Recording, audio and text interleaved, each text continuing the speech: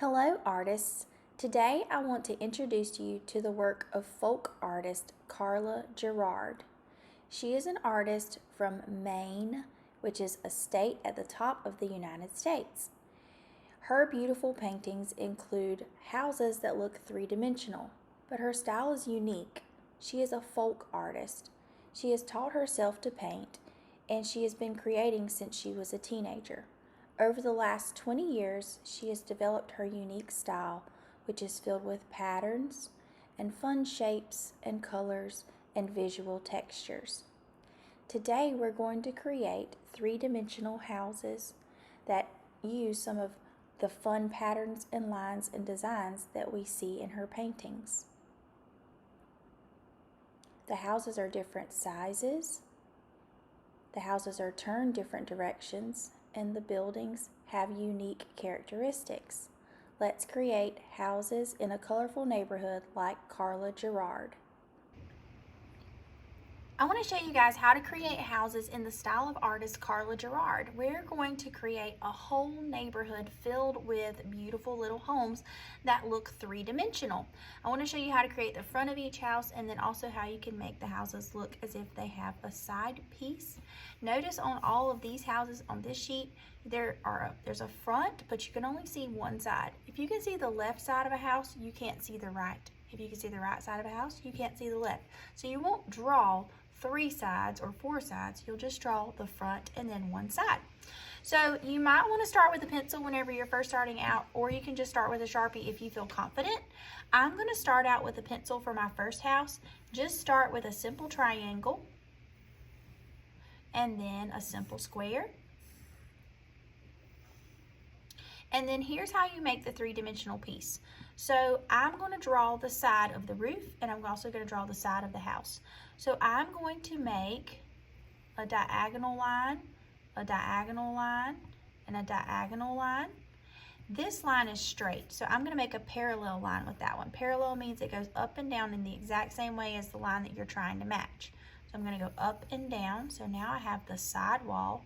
This line leans, it's a diagonal line. So now I'm going to create a diagonal line. There's a little gap here, so I'm going to add a little piece.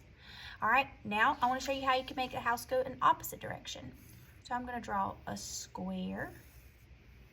Doesn't have to be perfect.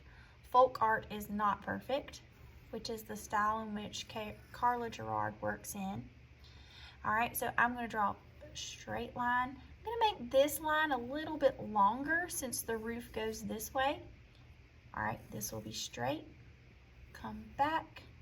And then this is diagonal, and I want a parallel line with that, so this is going to be diagonal. So now I have a front and a side, a front and a side. I can change the size of my houses, the shapes of my houses, all different kinds of things that I could do. So I'm going to trace these with a Sharpie. I'm going to play around with the size of my houses. So I'm going to do some smaller ones, and I'm going to do some different style rooftops. Shorter line, longer line. I could do some rectangular homes.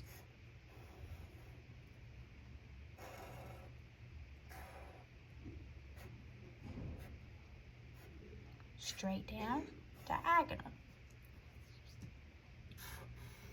I could do a trapezoid roof.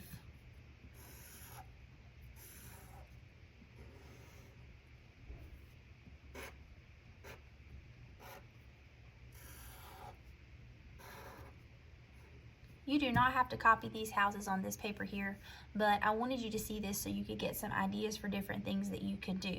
Sometimes it helps to see ideas from other artists. You can add some patterns and lines and designs. This one kind of reminds me of a gingerbread house.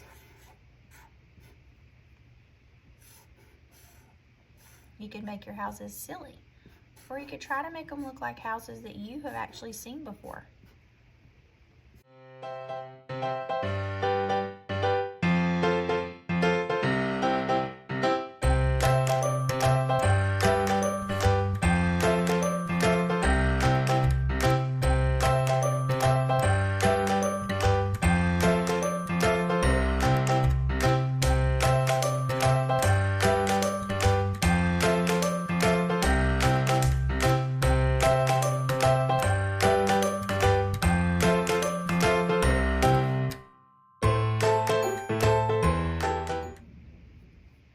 continue this project after today by adding color.